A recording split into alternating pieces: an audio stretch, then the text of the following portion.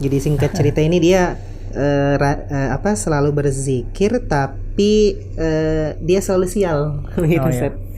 Jadi ceritanya akhir-akhir ini dia sering mengamalkan zikir, utamanya istighfar, Ustaz. Ya. Dimanapun dia berada berjalan, dan selama 3 hari, Ustaz, dia merasa kok malah kayak banyak musibah begitu, Ustaz. Iya, iya. Dan cobaan-cobaan datang. Apakah istighfar saya ini tertolak, Ustaz? Atau seperti apa? Bagaimana saya menanggapinya ini?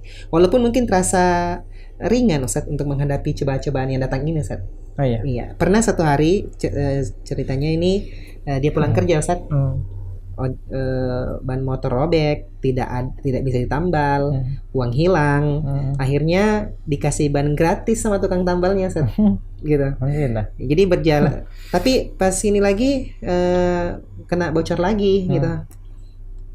Pas ada tukang tambal ban lagi, uang sudah tidak ada, Ustaz. Tiba-tiba ada ojek online yang membantu membayarkan. Jalan lagi, kok motornya tiba-tiba tidak bisa menyala begitu, Ustaz. Ya didorong lah ya sampai rumah meskipun sudah dekat.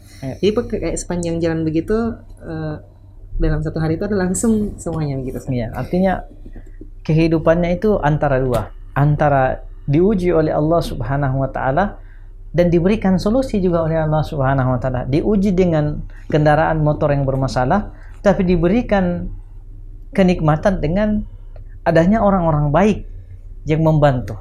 Ya, jadi seperti itulah kehidupan kita.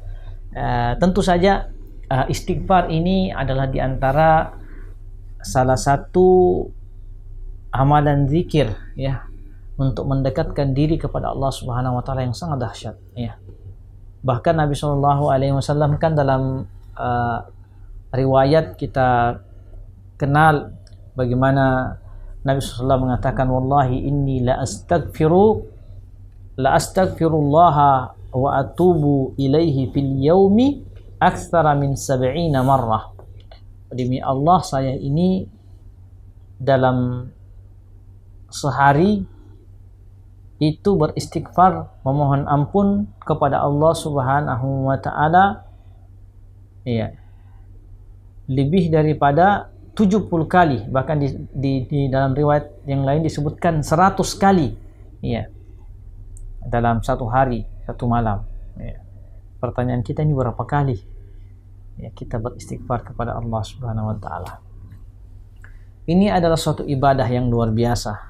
Ya, dalam Al-Qur'an dalam surah Nuh juga ya, Allah Subhanahu wa taala menjelaskan tentang keutamaan daripada istighfar. Allah mengatakan, faqultu astaghfiru rabbakum innahu kana ghaffara. Maka aku katakan kepada mereka ya. Ini dalam kisah Nuh ya. Istaghfiru rabbakum, beristighfarlah, memohon ampunlah kepada Tuhanmu, innahu kana ghaffara, karena sesungguhnya dia Allah Subhanahu wa taala Maha Pengampun. Yursilis samaa 'alaikum midrara, dialah ya yang menurunkan kepada kalian hujan, wa yumdidkum bi amwalin wa banina wa yaj'al lakum jannatin wa yaj'al lakum anhara, dan dialah Allah Subhanahu wa taala yang memperbanyak harta, memperbanyak anak-anak ya, memberikan kepada kita, mengadakan, memfasilitasi kepada kita ya, tempat-tempat kita bercocok tanam, kebun-kebun ya, dan dia pula lah Allah Subhanahu wa taala yang memfasilitasi kita dalam kehidupan dunia dengan berbagai macam fasilitas-fasilitas untuk kemaslahatan manusia, sungai, laut dan lain sebagainya. Maka dalam ayat ini Allah Subhanahu wa taala menjelaskan kepada kita di antara fungsi daripada istighfar itu adalah Allah Subhanahu wa taala akan memberikan kemudahan-kemudahan dalam kehidupan dunia kita. Saya kira tadi kalau kita melihat lebih dalam ya, apa yang terjadi dalam kehidupan saudara penanya tadi ya, yang mempertanyakan kondisi kehidupannya ya, apakah istighfarnya itu tidak bermanfaat ya, seperti itu kira-kira, karena merasa ya dalam kehidupannya loh kok lebih banyak masalah yang muncul ya. Tapi pada asalnya kalau kita lihat tadi pertanyaannya dengan kronologi apa yang ada dan diceritakan tadi, sebenarnya di situ ada satu nilai yang luar biasa di mana Allah Subhanahu wa taala menghadirkan satu kesulitan tapi juga menghadirkan satu ya kemudahan di tengah-tengah kehidupan kehidupan kita. Apakah dengan kondisi seperti itu berarti istighfar kita tidak bermanfaat ya atau tidak berguna? Ya, tidak. Kita tidak secara otomatis mengatakan ya tidak berguna atau tidak bermanfaat, karena setiap zikir kita, ya setiap rasa salah yang kita hadirkan, pengakuan dosa yang kita lakukan, itu adalah merupakan ibadah yang tidak mungkin disia-siakan oleh Allah Subhanahu wa taala. Iya. Karena setiap amalan yang kita lakukan, sekecil apapun amalan itu, iya, maka akan dinilai di sisi Allah Subhanahu wa taala. Maka tidak ada kebaikan insyaallah yang tersia-siakan. Semua kebaikan yang kita lakukan itu akan menjadi satu hal yang kita akan dapatkan dalam kehidupan akhirat kita. Walaupun mungkin kadang dalam kehidupan dunia ya kita sudah melakukan kebaikan, kita melakukan ini dan itu, tetapi ternyata ya kadang dalam kehidupan ini masih kita ditimpa dengan beberapa ujian. Ya, karena seperti itulah memang kehidupan kita ini adalah kehidupan silih bergantinya ujian yang hadir dalam kehidupan kita. Tidak ada yang terbebas dari ya masalah, tidak ada yang terbebas daripada tantangan hidup. Ya.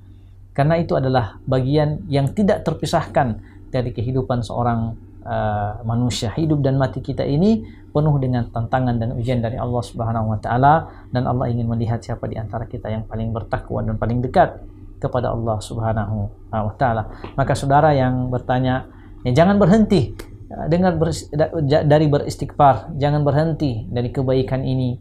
Ya, karena kita tidak mendapatkan maslahat keduniaan. Dan ini satu poin juga yang mungkin penting untuk kita tanamkan, bahwa janganlah beribadah kepada Allah Subhanahu wa taala hanya karena ingin mendapatkan ya kepentingan dunia semata. Kalaupun Allah Subhanahu wa taala berikan, maka kita mensyukuri itu semuanya. Kalaupun tidak, maka tentu saja kita beribadah untuk mendapatkan keridhaan Allah Subhanahu wa taala, mendekatkan diri kita kepadanya Subhanahu wa taala.